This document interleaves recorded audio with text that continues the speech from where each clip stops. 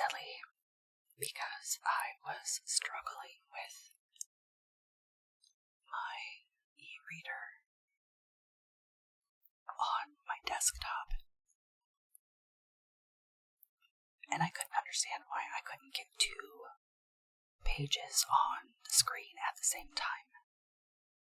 It was bothering me that I couldn't get it to work. Well, I just figured it out, so I feel very silly.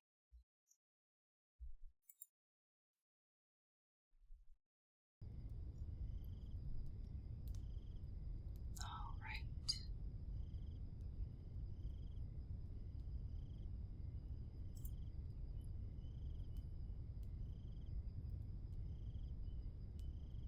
So if you are just turning in, or just tuning in for the first time on my channel, my name is Wayward Bard.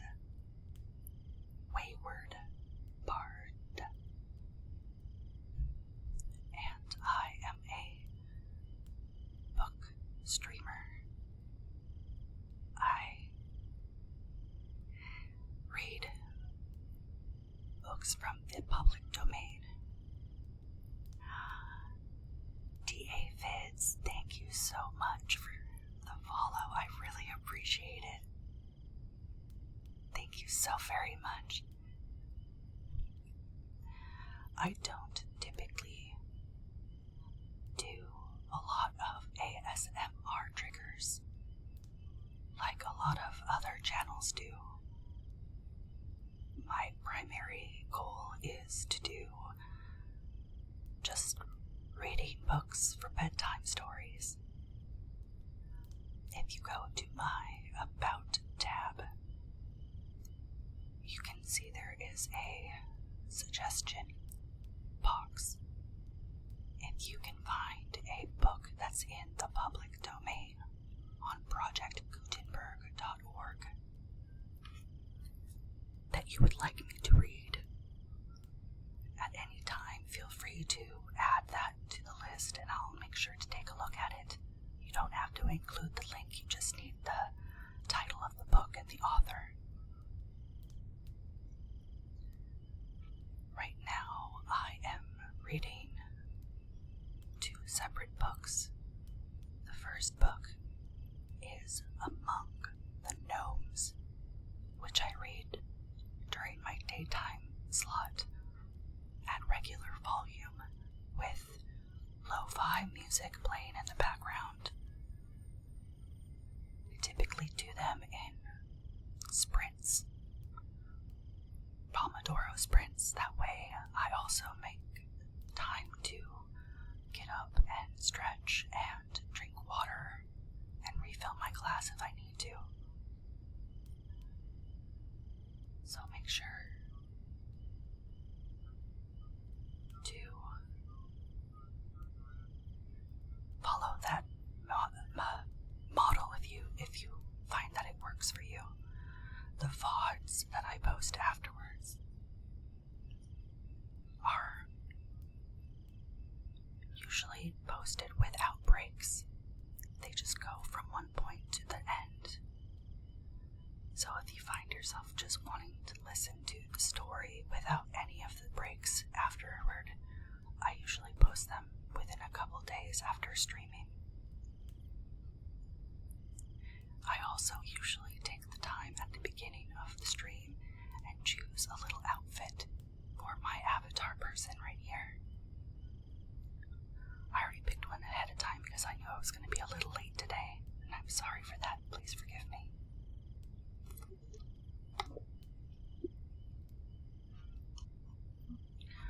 I will be incorporating ASMR proper triggers after I move in near the end of September. I have a couple that I can do right now. If you do have any requests, please let me know in the chat. But if you are just here to chill and listen to me read, you don't have to do a single thing. If you want to put an exclamation point, lurk. You can, but you don't have to. That's simply just to help my metrics, if you will. But anyway, let's pick up where we left off, shall we?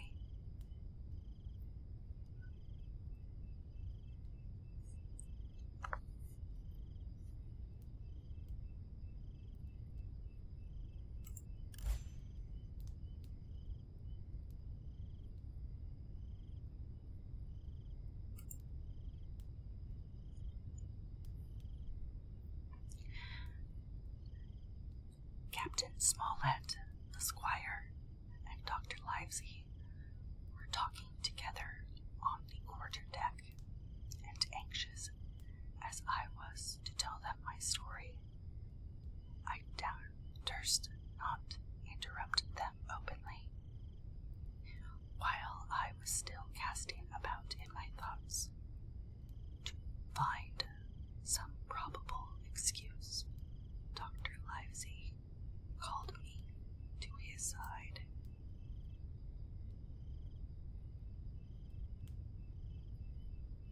He had left his pipe below, and being a slave to tobacco, had meant that I should fetch it. But as soon as I was near enough to speak and not to be overheard, I broke immediately. Doctor, let me speak. Get the captain and the squire down to the cabin, and then make some pretense to send for me. I have terrible news. The doctor changed countenance a little, but next moment he was master of himself. Thank you, Jim, he said quite loudly. That was all I wanted to know, as if he had asked me a question. And with that, he turned on his heel and rejoined the other two. They spoke together for a little while, and though none of them started or raised their voice, or so much as whistled, it was plain enough that Dr. Livesey had communicated my request, for the next thing that I heard was the captain giving an order to Job Anderson, and all hands were piped on deck. My lads, said Captain Smollett, I have a word to say to you. This land that we have sighted is the place we have been sailing for. Mr. Trelawney, being a very open-handed gentleman, as we all know, has just asked me a word or two, and as I was able to tell him that every man on board had done his duty, alow and aloft, as I never asked to see it done better, why, he and I and the doctor are going below to the cabin to drink to your health and luck, and you'll have grog served out for you to drink our health and luck. I'll tell you what I think of this.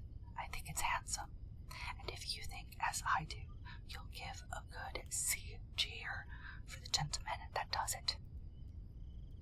The cheer followed. That was a matter of course, but it rang out so full and hearty that I confess I could heartily believe these same men were plotting for our blood. One more cheer for Captain Smollett, cried Long John, when the first had subsided. And this was also given with a will. On the top of that, the three gentlemen went below, and not long after, word was sent forward that Jim Hawkins was wanted in the cabin.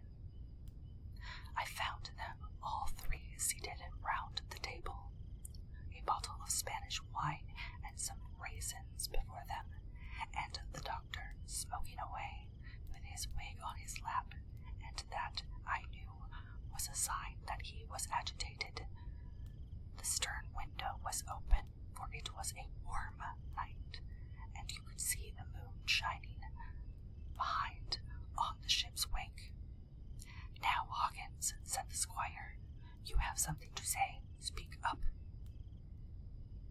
I did as I was bid, and as short as I could make it, told the whole details of Silver's conversation. Nobody interrupted me until I was done, nor did any one of the three of them make so much as a movement, but they kept their eyes upon my face from first to last.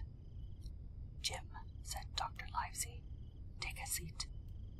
And they made me sit down at a table beside them, poured me out a glass of wine, filled my hands with raisins, and all three, one after the other, and each with a bow, drank my good health, and their service to me for my luck and courage.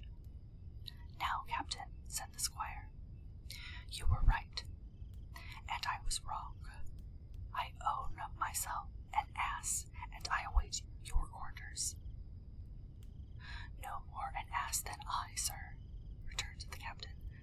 "I never heard of a crew that meant to mutiny, but what showed signs before, for any man that had an eye in his head to see the mischief and take steps according. But this crew," he added, "oh, this crew beats me." "Captain," said the doctor, "with your permission, that's Silver, a very remarkable man." "He'd look remarkably well from a yard arm, sir," answered the captain. "But this is talk. This don't lead to anything.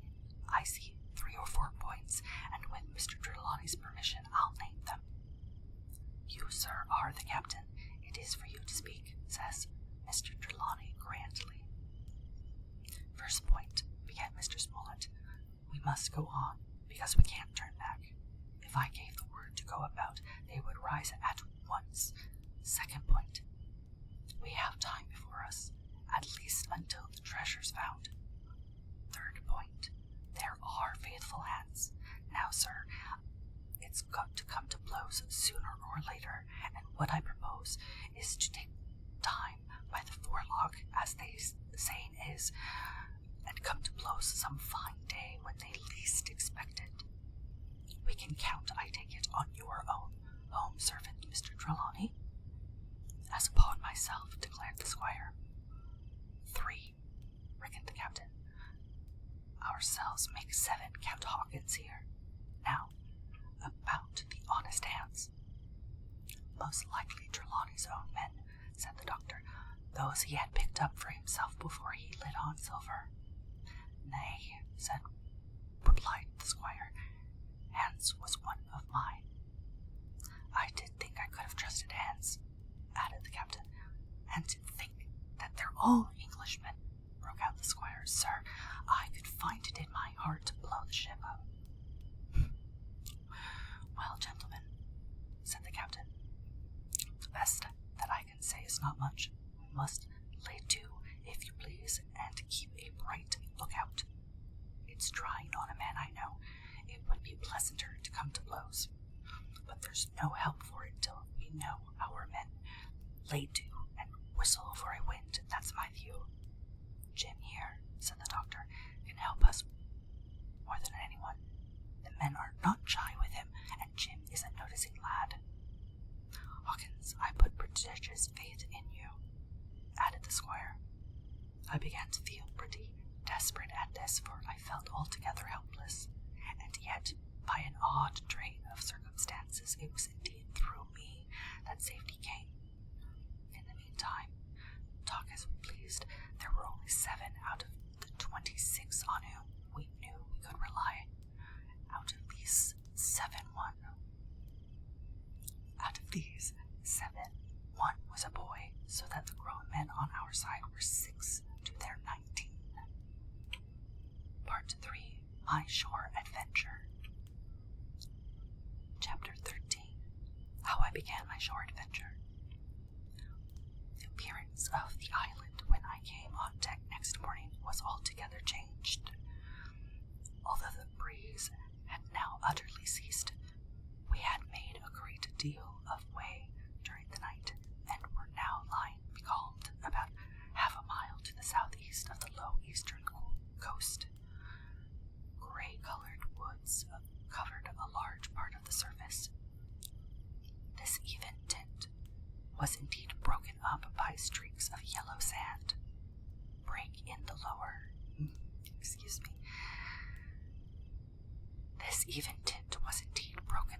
by streaks of yellow sand break in the lower lands, and by many tall trees of the pine family outtopping others, some singly, some in clumps.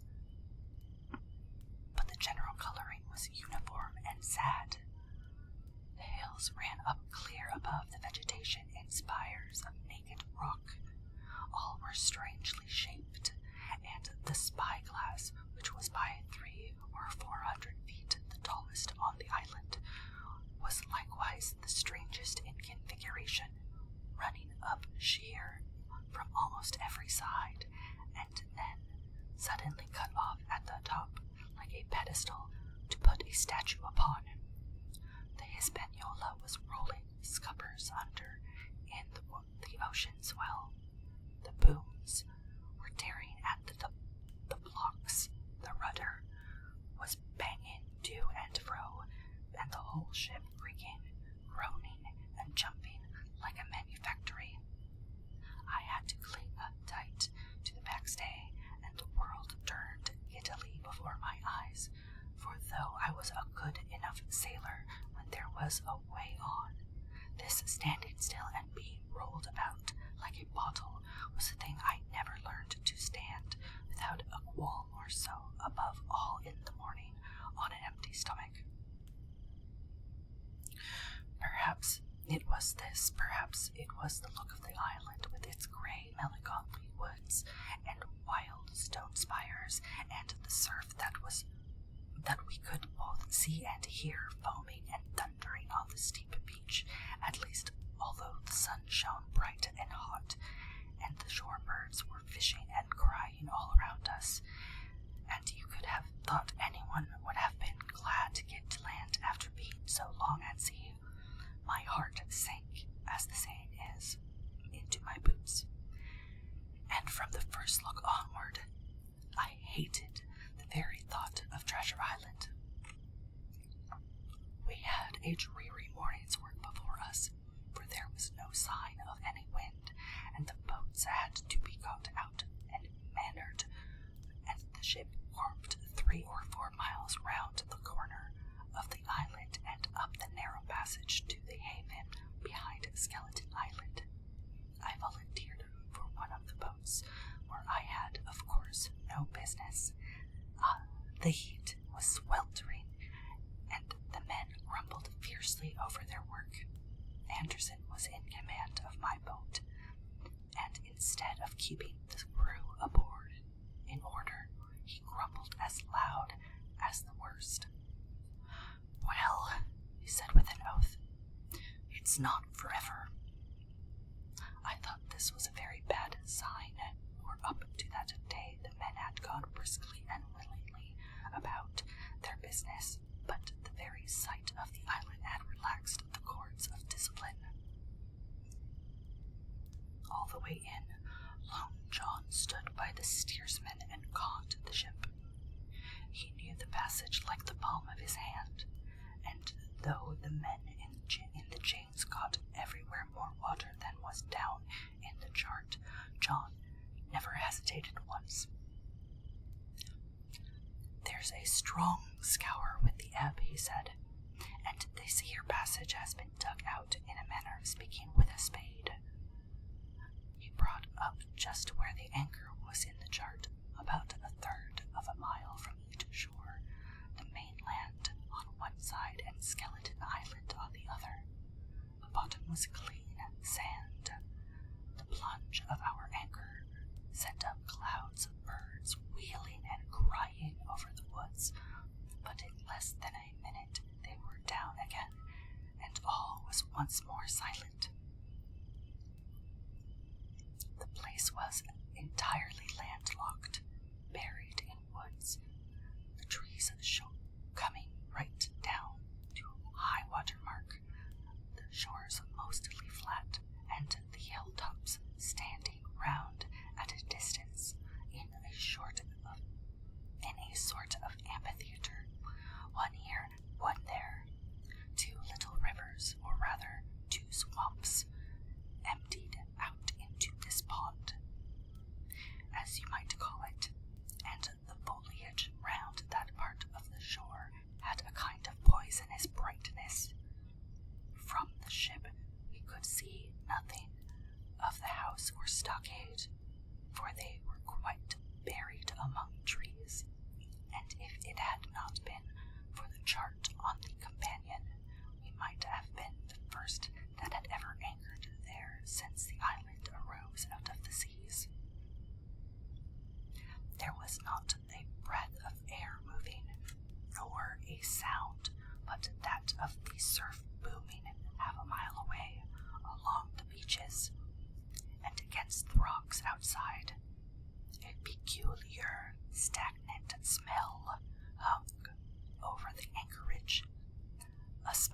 sodden leaves and rotting tree trunks.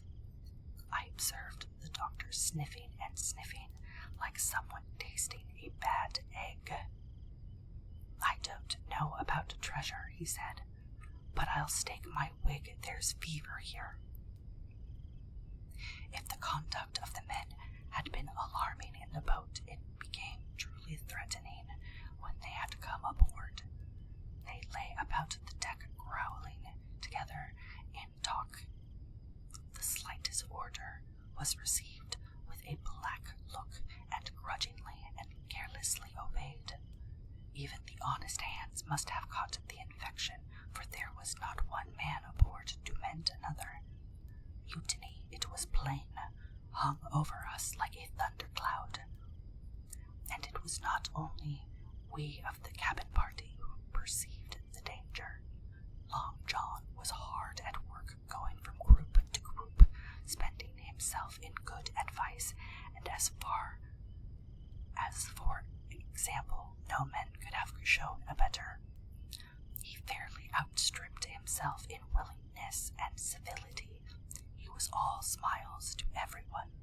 If an order were given, John would be on his crutch in an instant with the cheeriest "Aye, aye, sir" in the world. And when there was nothing else to do, he kept up on one song after another, as if to conceal the discontent of the rest. Of all the gloomy features of that gloomy afternoon, this obvious anxiety on the part of Long John appeared the worst.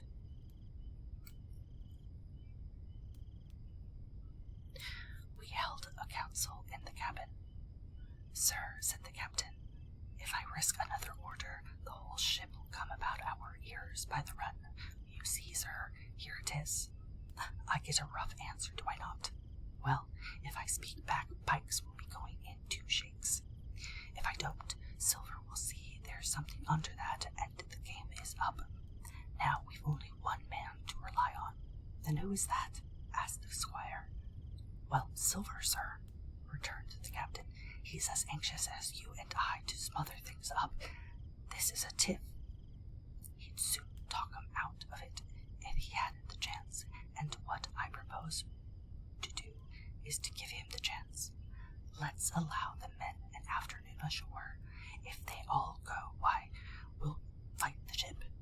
If none of them go, well, then, we hold the cabin, and God defend the right. If some go, you mark my word, sir, Silver will bring 'em aboard again, as mild as lambs."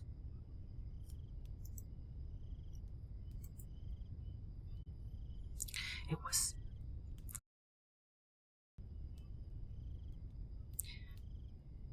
so decided. Loaded pistols were served out to all the Shermen. Hunter, Joyce, and Redruth were taken into our confidence and received the news with less surprise and a better spirit than we had looked for. And then the captain went on deck and addressed the crew. "My lads," said he, "we've had a hot day and are all tired and out of sorts. A turn ashore will hurt nobody. The boats are still in the water. You can take the gigs, and as many as please may go ashore for the afternoon. I'll fire a gun half an hour before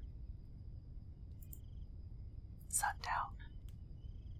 I believe the silly fellows must have thought they would break their shins over treasure as soon as they were landed, for they all came out of their sulks in a moment and gave a cheer that started the echo in a faraway hill and sent the birds once more flying and squalling round the anchorage. The captain was too bright to be in the way. He whipped out of sight in a moment, leaving Silver to arrange the party, and I fancy it was as well he did so. Had he been on deck, he could no longer so much as have pretended not to understand the situation. It was as plain as day. Silver was the captain, and a mighty rebellious crew he had of it. The honest hands, and I was soon to see it proved that there were such on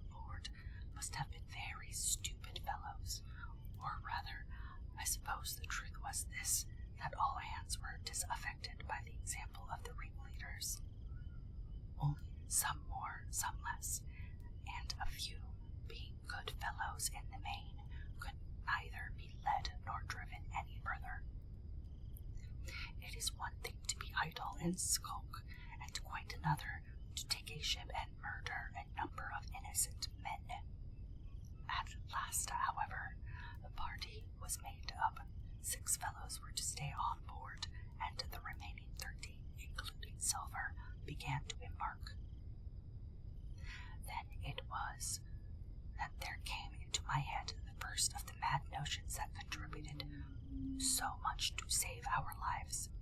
If 6 men were left by Silver, it was plain our party could not take and fight the ship, and since only 6 were left, it was equally plain that the cabin party had no present need of my assistance. It occurred to me at once to go ashore. In a jiffy, I had slipped over the side and curled up in the 4 sheets of the nearest boat, and almost at the same moment she shoved off. No one took notice of me, only the bow oar saying, "Is that you, Jim? Keep your head down." But Silver from the other boat looked sharply over and called out to know if that were me, and from that moment I began to regret what I had done. The crews raced for the beach, but the boat I was in, having some start and being at once the lighter and better manned, shot far ahead of her consort, and the bow had struck among the short side trees, and I caught a branch and swung myself out, and plunged into the nearest thicket while Silver and the rest were still 100 yards behind. "Jim! Jim!" I heard him shouting, but you may suppose I paid no heed. Jumping, ducking, and breaking through, I ran straight before my nose, till I could run no longer. Chapter 14. The First Blow. I was so pleased at having given the slip to Long John that I began to enjoy myself and look around me with some interest on the strange land that I was in. I had crossed a marshy tract full of willows, bulrushes, and odd, outlandish, swampy trees, and I had now come out upon the skirts of an open piece of undulating, sandy country about a mile long, dotted with a few pines and a great number of contorted trees, not unlike the oak in growth, but pale in the foliage like willows. On the far side of the open stood one of the hills, with 2 quaint, craggy peaks shining vividly in the sun. I now felt for the first time the joy of exploration. The isle was uninhabited. My shipmates I had left behind, and nothing lived in front of me but dumb brutes and fowls. I turned hither and thither among the trees. Here and there were flowering plants unknown to me. Here and there I saw snakes, and one raised his head from a ledge of rock and hissed at me with a noise not unlike a spinning of a top. Little did I suppose that he was a deadly enemy, and that the noise was the famous rattle. Then I came along to a long thicket of these oak-like trees. 5 were evergreen oaks, I heard afterward they should be called, which grew low along the sand like brambles and boughs curiously twisted, the foliage compact like thatch. The thicket stretched down from the top of one of the sandy knolls, spreading and growing taller as it went, until it reached the margin of the broad, reedy fen, through which the nearest of the little rivers soaked its way to the anchorage.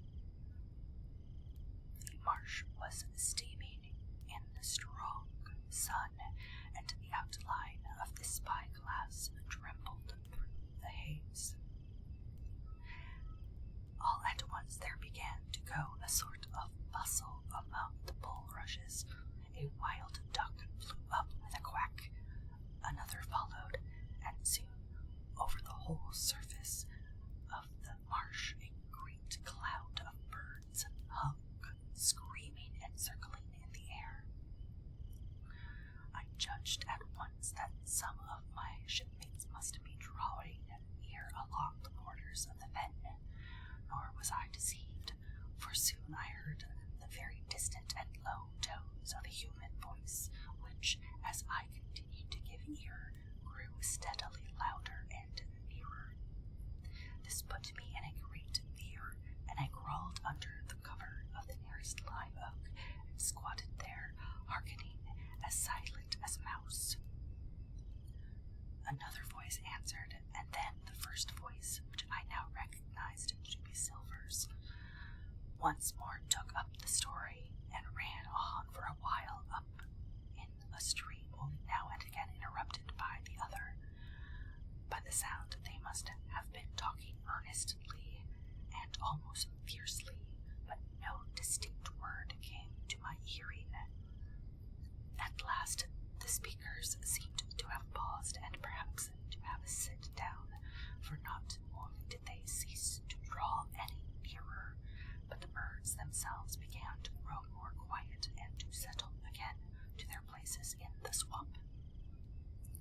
And now I began to feel that I was neglecting my business, that since I had been so foolhardy as to come ashore with these desperadoes, the least I could do was to overhear them at their council, and that my plain and obvious duty was to draw as close as I could manage under the favorable ambush of the crouching trees. I could tell the direction of the speakers pretty exactly, not only by the sound of their voices, but by the behaviors of the few birds that still hung in alarm above the heads of the intruders. Crawling on all fours, I made steadily but slowly towards them, till at last, raising my head to an aperture among the leaves, I could see clear down into a little green dell beside the marsh, and closely set about with the trees were where Long John Silver and another of the crew stood face to face in conversation. The sun beat full upon them. Silver had thrown his head beside him on the ground, and his great, smooth, blonde face, all shining with heat, was lifted to the other man's in a kind of appeal. "Mate," he was saying, "it's because I think gold dust of you, gold dust. And if you may lay to that, if I hadn't took to you like pitch, do you think I'd have been here a warning of you? All's up. You can't make nor mend. It's to save your neck that I'm a speaking, and if one of the wild uns knew it, where I'd be, Tom. Now tell me where'd I be?" "Silver," said the other man, and I observed he was not only red in the face, but spoke in a hoarse as a crow, and his voice shook too like a taut robe. "Silver," says he, "you're old, and you're honest, or has the name for it, and you've money too, which lots of poor sailors hasn't, and you're brave, or I'm mistook, and will you tell me you'll let yourself be led away with that kind of mess of swabs? Not you. As sure as God sees me, I'd sooner lose my hand. If I turn again my duty—" And then all of a sudden he was interrupted by a noise. I had found one of the honest hands. Well, here, at the same moment, came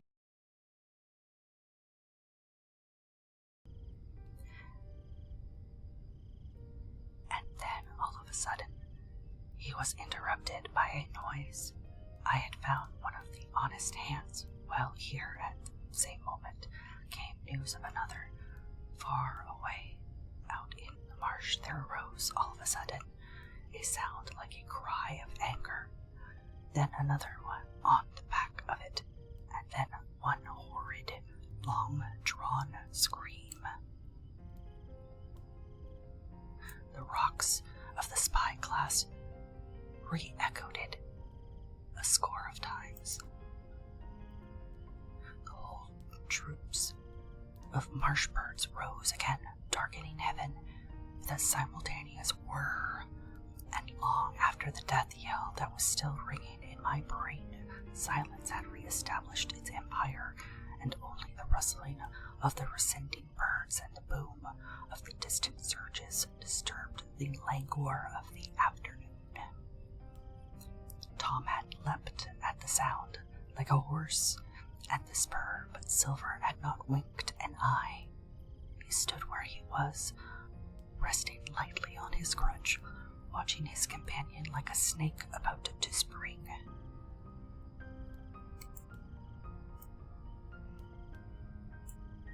"John," said the sailor, stretching out his hand. "Hands off!" cried Silver, leaping back a yard, as it seemed to me, with the speed and security of a trained gymnast. "Hands off, if you like so, John Silver," said the other. "It's a black conscience that can make you feared of me, but in heaven's name tell me, what was that?" "That," returned Silver, smiling away, but warier than ever, his eye a mere pin-point in his big face, but gleaming like a crumb of glass. Oh, I reckon that'll be Alan." And at this point, Tom flashed out like a hero. "Alan!" he cried. "Then rest his soul for a true seaman.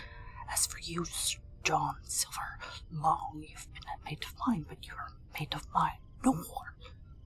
If I die like a dog, I'll die in my duty. You've killed Alan, have you? Kill me too if you can, but I defies you."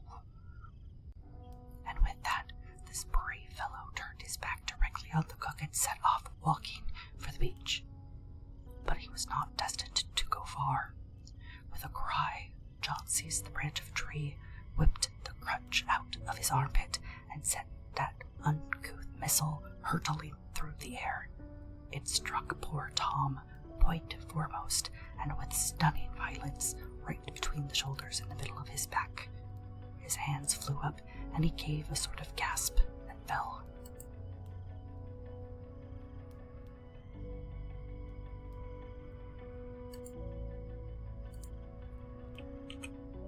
Whether he were injured, much or little, none could ever tell. Like enough to judge from the sound, his back was broken on the spot, but he had no time given him to recover. Silver, agile as a monkey even without leg or crutch, was on the top of him next moment and had twice buried his knife up to the hilt in the defenseless body. From my place of ambush, I could hear him pant aloud as he struck the blows. I do not know what it rightly is to faint, but I do know that for the next little while the whole world swam away from before me in a whirling mist. Silver and the birds, and the tall spyglass hilltop going round and topsy-turvy before my eyes, and all manner of bells ringing and distant voices shouting in my ears. When I came again to myself, the monster had pulled himself together, his crutch under his arm, his hat upon his head. Just before him, Tom lay motionless upon the sward, but the murderer minded him not a whit, cleansing his blood-stained knife the while upon a wisp of grass. Everything else was unchanged, the sun still shining mercilessly on the steaming marsh and the tall pinnacle of the mountain, and I could scarce persuade myself that murder had been actually done, and a human life cruelly cut short. A moment.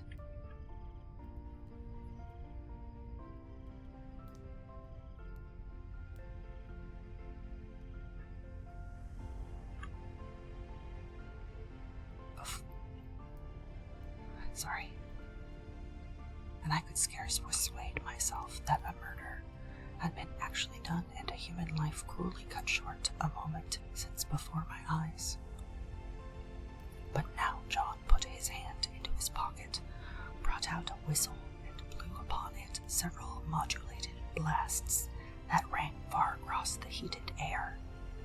I could not tell, of course, the meaning of the signal, but it instantly awoke my fears. More men would be coming. I might be discovered. They had already slain 2 of the honest people. After Tom and Alan, might I not come next? Instantly, I began to extricate myself and crawl back again, with what speed and silence I could manage, to the more open portion of the woods. As I did so, I could hear hails coming and going between the old buccaneer and his comrades, and this sound of danger lent me wings. As soon as I was clear of the thicket, I ran as I never ran before, scarce minding the direction of my flight, so long as it led me from the murderers, and as I ran, fear grew and grew upon me until it turned into a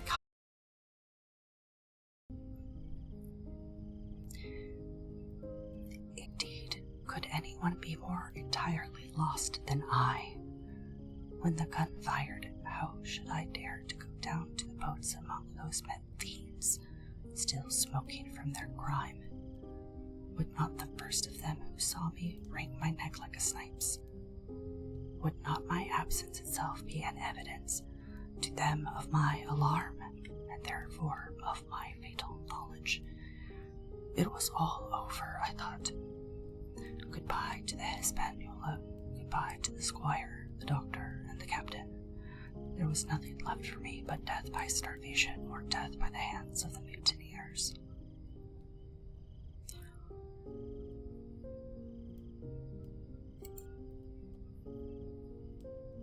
All this while, as I say, I was still running, and without taking any notice, I had drawn near to the foot of the little hill with the two peaks, and had got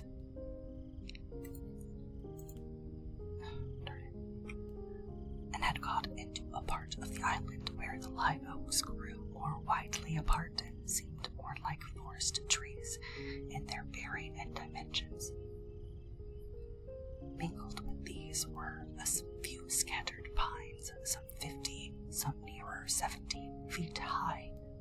The air, too, smelt more freshly than down beside the marsh, and here a fresh alarm brought me to a standstill with a thumping heart. Chapter 15. The Man of the Island. From the side of the hill, which was here steep and stony, a spout of gravel was dislodged and fell rattling and bounding through the trees. My eyes turned instinctively in that direction, and I saw a figure leap with great rapidity behind the trunk of a pine. What it was, whether bear or man or monkey, I could in no wise tell. It seemed dark and shaggy, or I knew not, but the terror of this new apparition brought me to a stand. I was now, it seemed, cut off upon both sides, behind me the murderers, before me this lurking nondescript, and immediately I began to prefer the dangers that I knew to the dangers I did not. Silver himself appeared less terrible in contrast with this creature of the woods, and I turned on my heel, and looking sharply behind me over my shoulder, began to retrace my steps in the directions of the boats. Instantly the figure reappeared, and making a wide circuit, began to head me off. I was tired at any rate, but had I been as fresh as when I rose, I could see it was in vain for me to contend in speed with such an adversary. From trunk to trunk the creature flitted like a deer, running man-like on two legs, but unlike any man that I had ever seen, stooping almost double as it ran. Yet a man it was. I could no longer be in doubt of that. I began to recall what I had heard of cannibals. I was within an ace of calling for help, but the mere fact that he was a man, however wild, had somewhat reassured me, and my fear of Silver began to revive in proportion. I stood still, therefore, and cast about for some method of escape, and as I was so thinking, the recollection of my pistol flashed into my mind. As soon as I remembered I was not defenseless, courage glowed again in my heart, and I I set my face resolutely for this man up the island and walked briskly towards him. He was concealed by this time behind another tree trunk, but he must have been watching me closely, for as soon as I began to move in his direction, he reappeared and took a step to meet me.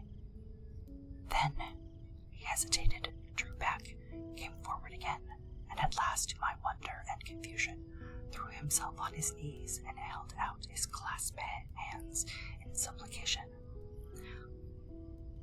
At that, I once more stopped. "Who are you?" I asked.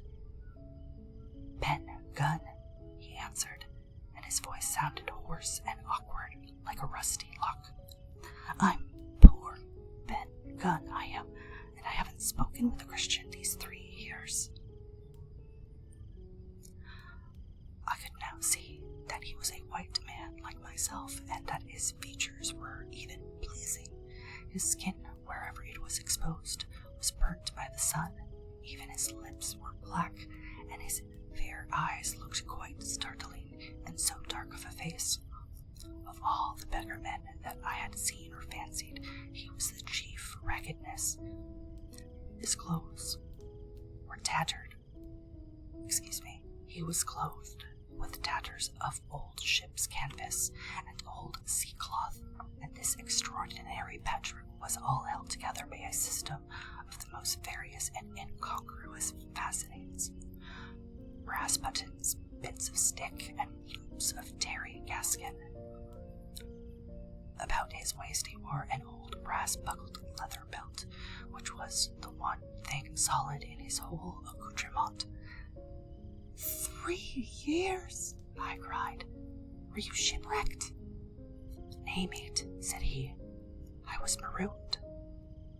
I had heard the word, and I knew it stood for a horrible kind of punishment common among the buccaneers, in which the offender is put ashore with a little powder and a shot and left behind on some desolate and distant island.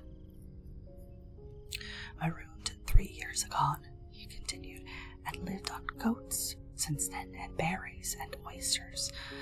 Wherever a man is, says I, a man can do for himself, but mate, my heart is sore for Christian diet. You mightn't happen to have a piece of cheese about you now, no?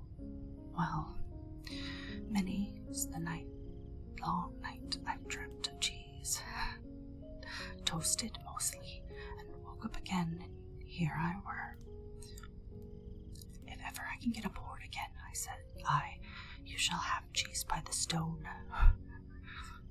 All this time he had been feeling the stuff of my jacket, smoothing my hands, looking at my boots, and generally, in the intervals of his speech, showing a childish pleasure in the presence of a fellow creature. But at my last words, he perked up into a kind of startled slyness. If ever you can get aboard again, says you? He repeated, why now, who's to hinder you? Not you, I know, was my reply. And right you was, he cried. Now you, what do you call yourself, mate? Jim, I told him. Oh, Jim, he said, quite pleased apparently. Well, now, Jim, I've lived that rough as you'd be ashamed to hear of. Now, for instance, you wouldn't think I had a pious mother to look at me, he asked. Why, no, not in particular, I answered. Ah, well, said he, but I had remarkably pious, and I was a civil, pious boy, and could rattle off my catechisms that fast as you couldn't tell one word from another. And here's what it's come to, Jim, and it begun with a chuck farthing on blessed gravestones. That's what it begun with, but it went further than that, and so my mother told me, and predicted the whole. She did, the pious woman, but it were Providence that put me here. I've thought it all out in this here lonely island, and I'm back on piety. You don't catch me tasting rum so much, but just a thimble for luck. Of course, the first chance I have, I'm bound I'll be good, and I'll see the way to. And Jim, looking all around him and lowering his voice to whisper, I'm rich. I now felt sure that this poor fellow had gone crazy in his solitude, and I suppose I must have shown the feeling in my face, for he repeated the statement hotly. Rich, rich, I says, and I'll tell you what, I'll make a man of you, Jim. Ah, Jim, you bless your stars, you will. You was the first that found me. And at this there came suddenly a lowering shadow over his face, and he tightened his grasp upon my hand and raised a forefinger threateningly before my eyes. Now, Jim, you tell me true. That ain't Flint's ship, he asked. At this I had a happy inspiration.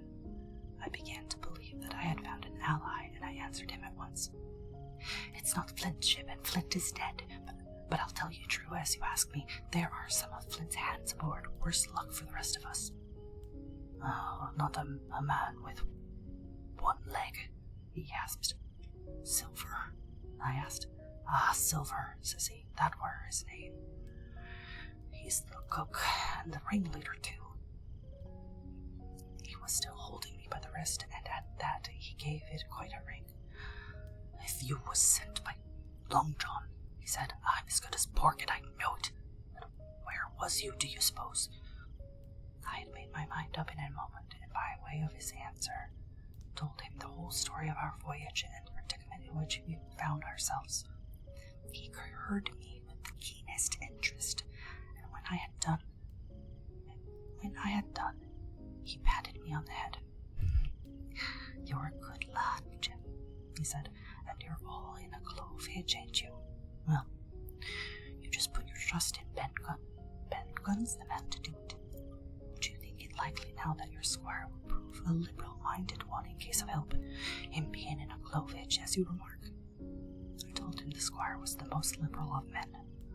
Aye, but you see, returned Ben Gunn, I didn't mean giving me a gate to keep and a suit of livery clothes and such. That's not my mark, Jim.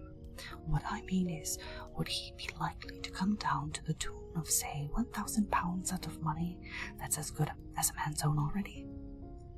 I am sure he would, said I, as was all hands were to share.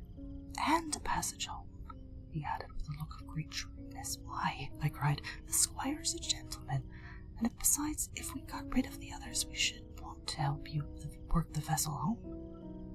Ah, he said, so you would. And he seemed very much relieved.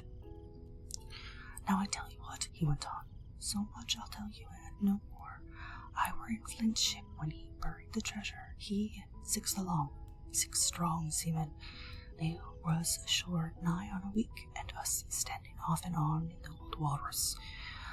One fine day up with the signal, and here come Flint by himself in a little boat, and his head done up in a blue scarf. The sun was getting up, and mortal white he looked about the cutwater. But there he was, you mind, and the 6 all dead and buried. How he done it, not a man aboard us could make out. It was a battle, murder, and sudden death leastways, him against 6. Billy Bones was the mate. Long John, he was the quartermaster, and they asked him where the treasure was. Ah, says he, you can go ashore if you like and stay, he says, but as for the ship, she'll meet up for more by thunder. That's what he said.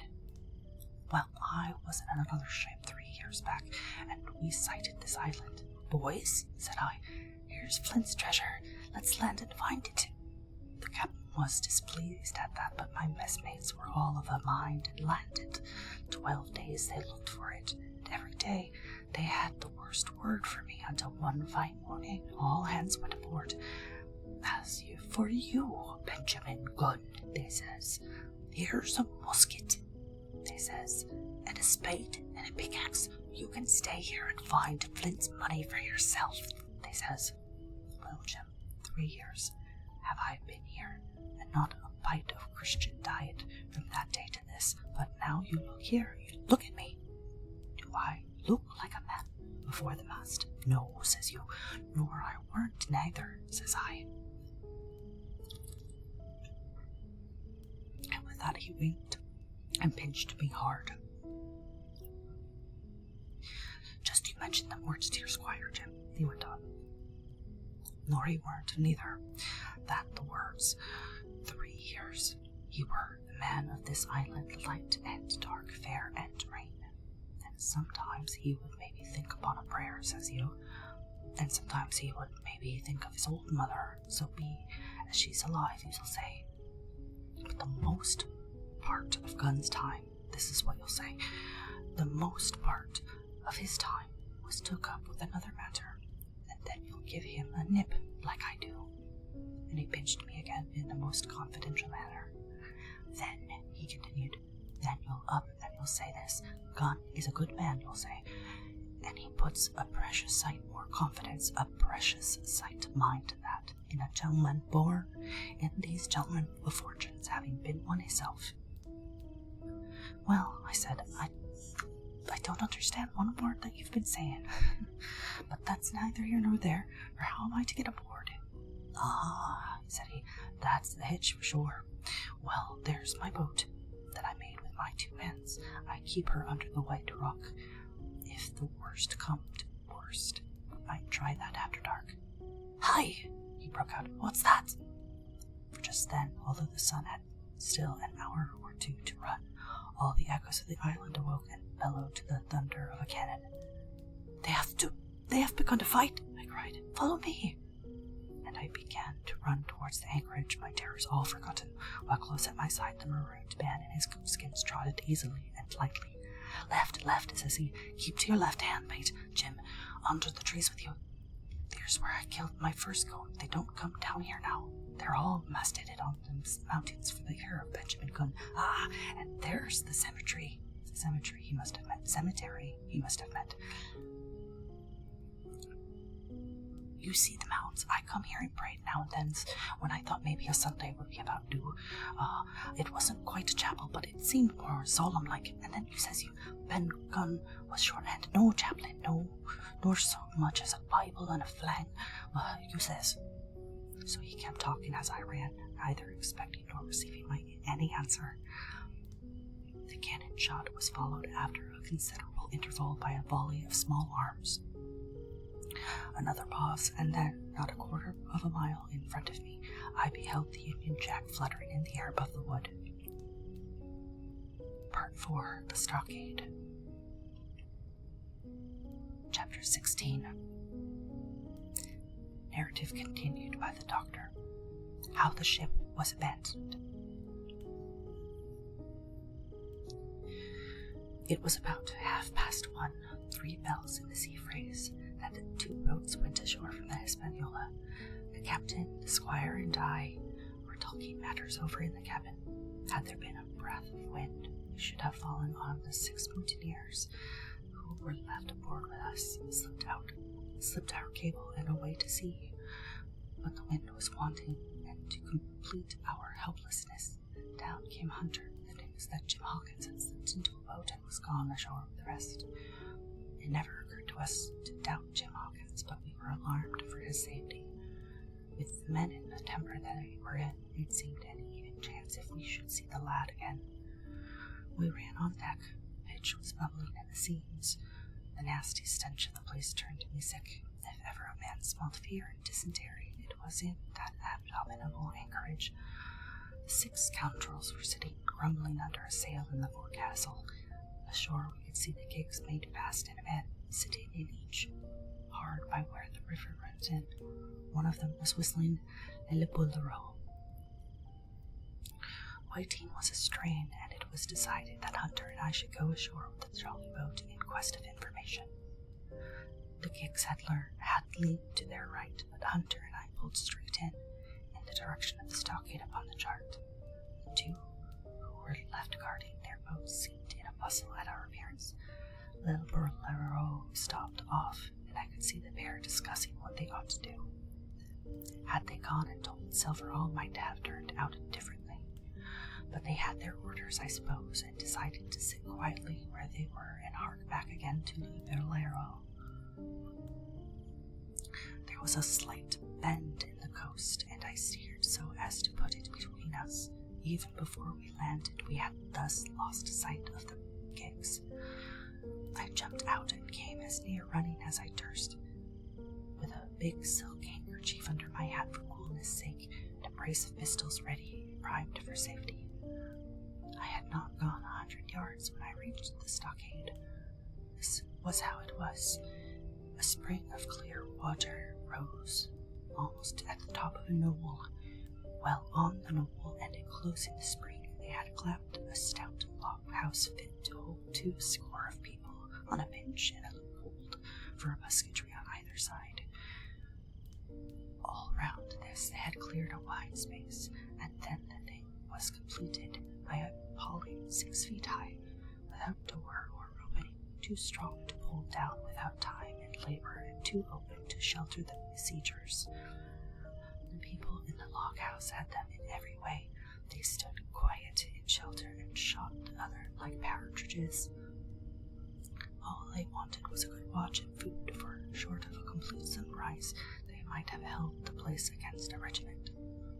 What particularly took my fancy was the spring, for though we had a good enough place of it in the cabin of the Hispaniola, with plenty of arms and ammunition and things to eat and excellent wines, there had been one thing overlooked. We had no water. I was thinking this over when there came ringing over the island the cry of a man at the point of death. I was not new to violent death. I had served His Royal Highness the Duke of Cumberland, and got a wound myself at Fontenoy. But I know my pulse when taught and carry one. Jim Hawkins is gone, was my first thought. It is something to have been an old soldier, but more still to have been a doctor.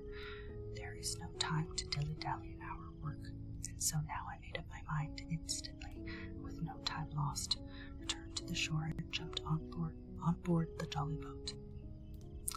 By good fortune, Hunter pulled a good oar. We made the water fly, and the boat was soon alongside, and I aboard the schooner. I found them all shaken, as was natural.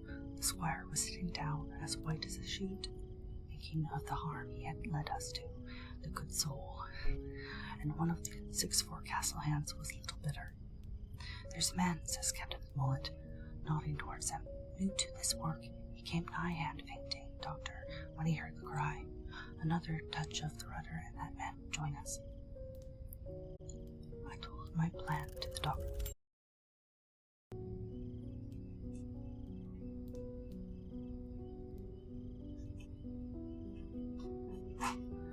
"Who's the best shot?" asked the captain. "Mr. Trelawney, out and away," said I. "Mr. Trelawney, will you please pick me off one of these men, sir? Hands, if possible," said the captain. Trelawney was as cool as steel. He looked to the priming of his gun. "Now!" cried the captain. "Easy with that gun, sir, or you'll swamp the boat. All hands stand by to trim her when he aims."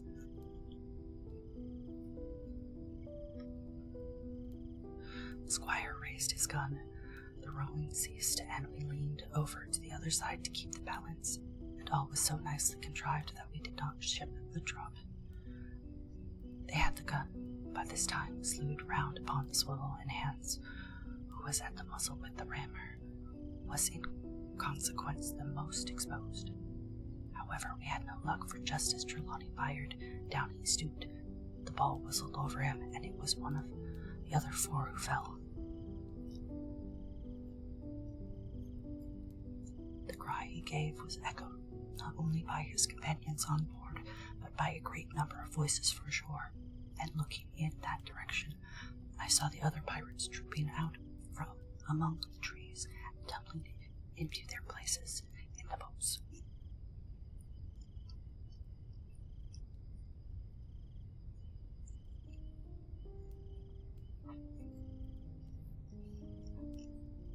"Here comes the gig, sir," said I. "Give way, then," cried the captain. "We mustn't mind if we swamp her now. If we can't get ashore, all's up." "Only one of the gigs is being manned, sir," I added. "The crew of the other most likely going round by shore to cut us off." "They'll have a hot run, sir," returned the captain. "Jack ashore, you know. It's not them I mind. It's the round shot. Carpet bowls my lady's maid couldn't miss. Tell us, squire, when you see the match, and we'll hold water." In the meanwhile, We had been making headway at a good pace from a boat so overloaded, and we had shipped but a little water in the process.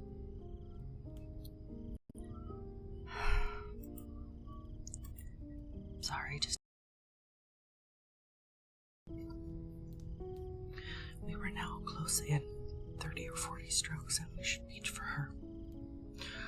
For the ebb had already disclosed the narrow belt of sand below the clustering trees.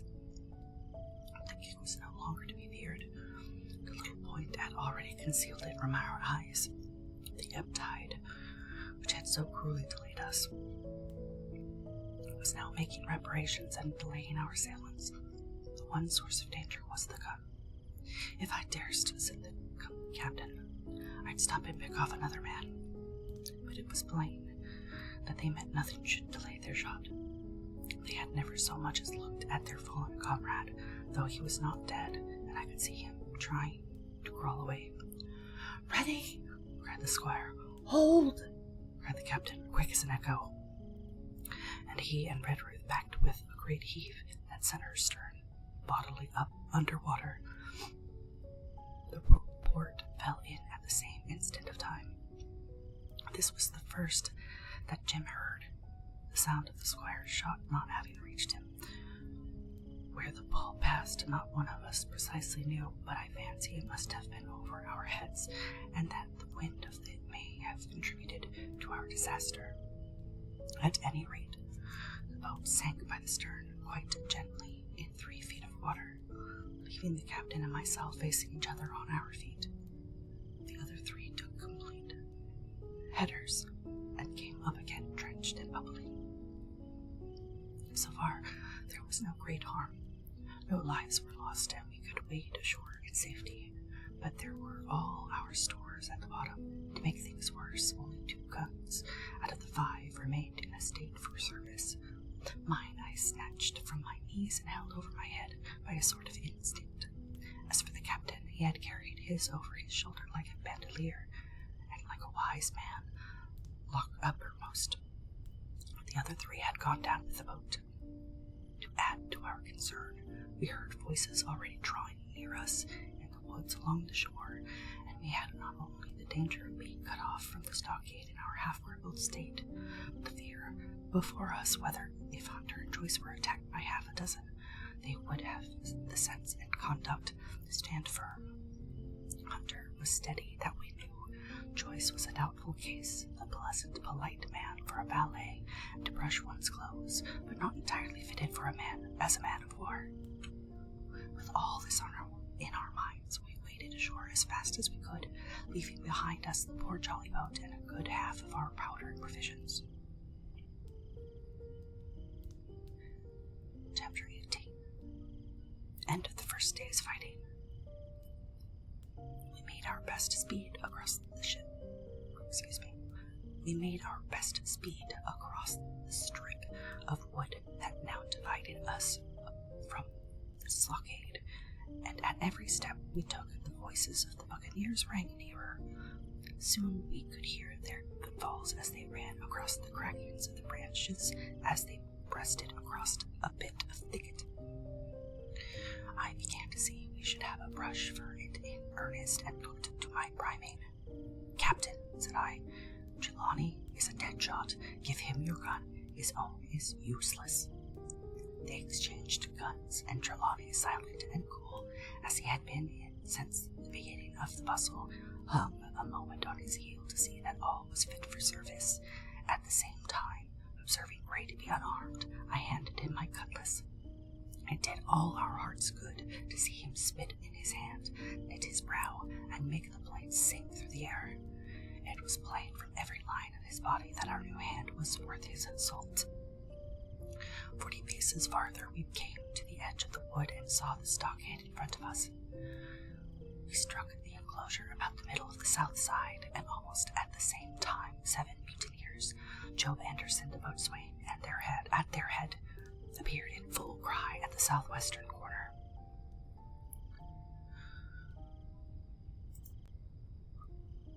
They paused as if taken aback, and before they recovered, not only the squire and I, but Hunter and Joyce from the blockhouse had time to fire. The 4 shots came in rather scattered volley, but they did the business. One of the enemy actually fell, and the rest without hesitation turned and plunged into the trees. After reloading, we walked down the outside of the palisade to see the fallen enemy. He was stone dead, shot through the heart. We began to rejoice over our good success when just at that moment a pistol cracked in the bush. A ball whistled close past my ear, and poor Tom Redruth stumbled and fell his length on the ground. Both the squire and I returned the shot, but as we had nothing to aim at, it is probably we only wasted powder. Then we reloaded and turned our attention to poor Tom. The captain and Gray were already examining him, and I saw with half an eye that all was over. I believe the readiness of our return volley had scattered the mutineers once more, for we were suffered without further molestations to get the poor old gameskeeper hoisted over the stockade and carried groaning and bleeding into the log-house. Poor old fellow, he had not uttered one word of surprise, complaint, fear, or even acquiescence from the very beginning of our troubles till now, when we had laid him down in the log-house to die. He had lain, like a Trojan, behind his mattress in the alley. He had followed every order silently, doggedly, and well. He was the oldest of our party by a score of years, and now, sullen, old, serviceable servant, it was he that was to die. The squire dropped down beside him on his knees and kissed his hand, crying like a child. "Be I going, doctor?" he asked. "Tom, my man," said I, "you're going home." "I wish I'd had a look at them with the gun first," he replied. "Tom," said the squire, "say you forgive me, won't you?" "Would that be respectful like from me to you, squire?" was the answer. "Howsoever, so be it, amen." After a little while of silence, he said he thought somebody might read a prayer. "It's the custom, sir," he added apologetically, and not long after, without another word, he passed away. In the meantime, the captain, whom I had observed to be wonderfully swollen about the chest and pockets, had turned out a great many various stores: the British colours, a Bible, a coil of stoutish rope, pen, ink, the logbook, and a pound of tobacco. He had found a longish fir tree lying felled and trimmed in the goat closure, and with the help of Hunter he had set it up at the corner of the log-house where the trunks crossed and made an angle. Then, climbing on the roof, he had with his own hand bent and run up the colours. This seemed mightily to relieve him. He re-entered the log-house, set about counting up the stores as if nothing else existed. But he had an eye on Tom's passage for all that, and as soon as all was over, came forward with another flag and reverently spread it on the body. "Don't you take on, sir," he said, shaking the squire's hand. "All's well with him. No fear for a hand that's been shut down in his duty to Captain Hanover. It mayn't be good divinity, but it's fact." Then he pulled me aside. "Dr. Livesey," he said, "in how many weeks do you and Squire expect the consort?" I told him it was a question not of weeks, but of months, that if we were not back by the end of August, Blandly was to send to find us, but neither sooner nor later. "You can calculate for yourself," I said. "Why, yes," returned the captain, scratching his head, "and making a large allowance, sir, for all the gifts of Providence, I should say we were pretty close hauled." "How do you mean?" I asked. "It's a pity, sir. We lost that second load." "That's what I mean," replied the captain. "As for powder and shot will do, but the rations are short, very short. So short, Dr. Livesey, that we're perhaps as well without that extra mouth." And he pointed to the dead body under the flag. Just then, with a roar and a whistle, a round shot passed high above the roof of the log-house and plumb far beyond us in the woods. "Oh," said the captain, "blaze away, you little enough powder already, my lads." At the second trial, the aim was better, and the ball descended inside the stockade, scattering a cloud of sand but doing no further damage. "Captain," said the squire, "the house is quite invisible from the ship. It must be the flag they are aiming at. Would it not be wiser to take it in?" "Strike my colours," cried the captain. "No, sir, not I." And as soon as he had said the words, I think we all agreed with him, for it was not only a piece of stout, seamanly good feeling, it was good policy besides, and showed our enemies that we despised their cannonade. All through the evening they kept thundering away. Ball after ball flew over or fell or kicked up the sand in the enclosure, but they had to fire so high that the shot fell dead and buried itself in the soft sand. We had no ricochet to fear, and though one popped in through the roof of the longhouse and out again through the floor, we soon got used to that sort of horseplay and minded it no more than cricket. "There is one good thing about all this," observed the captain. "The wood in front of us is slightly clear. The ebb has made a good while our stores should be uncovered. Volunteers to go and bring in pork." The Grey and Hunter were the first to come forward, well armed. They stole out of the stockade, but it proved a useless mission. The mutineers were bolder than we fancied, or put more trust in Israel's gunnery, for 4 or 5 of them were busy carrying off our stores and wading out with them to one of the gigs that lay close by, pulling an oar or so to hold her steady against the current. Silver was in the stern sheets in command, and every man of them was now provided with a musket from some secret magazine of their own. The captain sat down to his log, and here is the beginning of the entry. Alexander Smollett, master. David Livesey, ship's doctor. Abraham Gray, carpenter's mate. John Trelawney, owner. John Hunter and Richard Joyce, owners, servants, landsmen, being all that is left, faithful of the ship's company, with stores for 10 days at short rations, came ashore this day and flew British colors on the log house in Treasure Island.